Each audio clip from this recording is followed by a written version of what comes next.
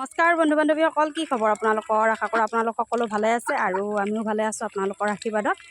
আজি এই বগা হাঁহটো খাম তাৰমানে, আৰু ইয়াক ধৰোঁ, কেনেকৈ ধৰোঁ তাকে চাই আছোঁ।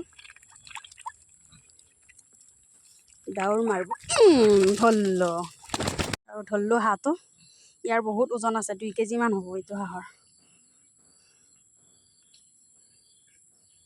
এতিয়া মাৰোঁ, কুটা বাচা কৰোঁ আকৌ। আৰু এয়া চাফা কৰা হ'ল, জুইত পুৰিম এতিয়া।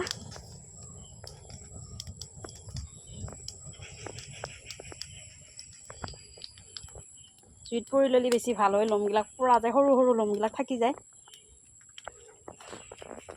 হাঁহটো কুটি বাচি আনিলোঁ। এয়া হাঁহটোৰ মাংস বহুতখিনিয়ে ওলাল, 1 কেজি 700 গ্ৰাম ওলাল, আৰু এভাগ আমাৰ বৰদেউতাহঁতৰ ঘৰত দিলোঁ। আৰু এয়া এইখিনি বনাম, অমিতাৰি বনাম। এয়া অমিতা কাটি লৈছোঁ, আৰু আলু এটা দিছোঁ, অমিতা আগফাল দিছোঁ বাকলিৰে। এতিয়া বনাম, আৰু কেৰাহী বহাই দিছোঁ ইফালে, তেল গৰম হৈছে পূৰা। বহাই দিওঁ এতিয়া, আৰু আদা, নহৰু, পিঁয়াজ, জলকীয়া এইখিনি খুন্দি লৈছোঁ, তেলতে দি দিম।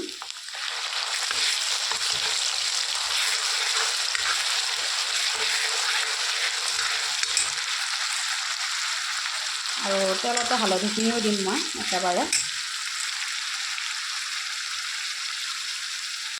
আদা, নহৰু, পিঁয়াজ বটাখিনি দেৰিকৈ দিলেও হয়, মই একেবাৰে তেলতে দি দিলোঁ, আৰু হালধি দিলোঁ। এয়া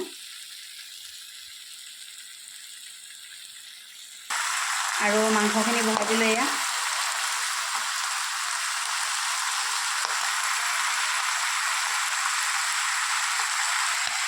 আৰু মাংসখিনি আধা ভজা হোৱাত আৰু আলুৱে পিঁয়াজে দি দিম, আৰু অলপ আছে পিঁয়াজ বটা, আৰু অমিতাখিনিও দি দিম।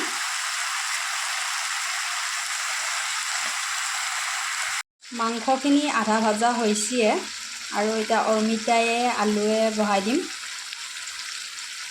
মাংসৰ লগতে। এনেই কেতিয়াবা আলুৱে আৰু অমিতায়ে বেলেগকৈ ভাজি লওঁ, আজি আৰু একেলগে ভাজিম মাংসৰ লগতে।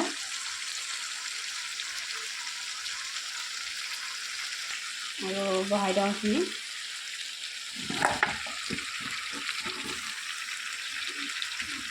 আলু এটা দিছিলোঁ, অলপ ৰাখিলোঁ, কমকৈ দিলোঁ আলু।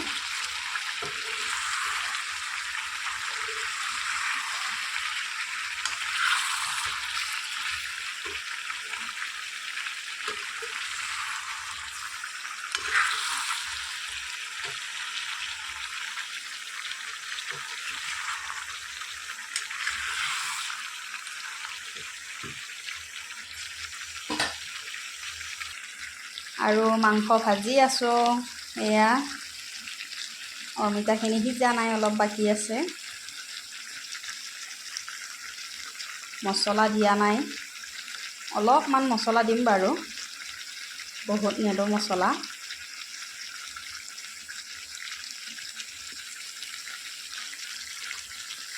এয়া মছলা দিওঁ, গৰম মছলাৰ গুড়া আৰু জিৰা জালুকৰ গুড়া, বেলেগ মছলা একো নিদিওঁ, আদা নহৰু দিছোঁৱে।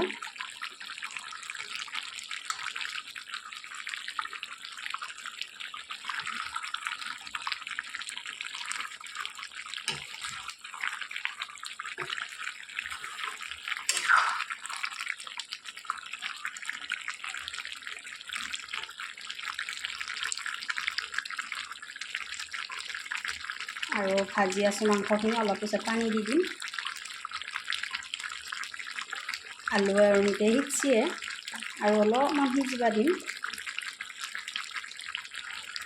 ঘৰত পানী দিলোঁ। এয়া গৰগৰাই উতলি আছে একদম, মাংসটো ভালকৈ সিজক, পানীটো শুনিয়ম।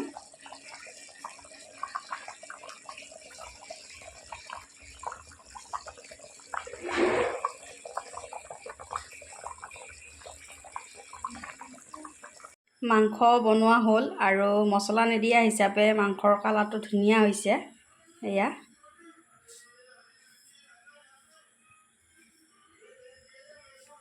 শুকান জলকীয়া পিচি দিছিলোঁ আদা নহৰুৰ লগত, সেইটোৰে কালাৰ উঠিছে। এয়া আৰু আপোনালোকৰ ভিডিঅ'টো চাই যদি ভাল লাগিল লাইক কমেণ্ট শ্বেয়াৰ ছাবস্ক্ৰাইব কৰি দিব আৰু ফেচবুকৰ পৰা চাই আছে যদি পেজটো ফ'ল' কৰি দিব। ধন্যবাদ, শুভৰাত্ৰি।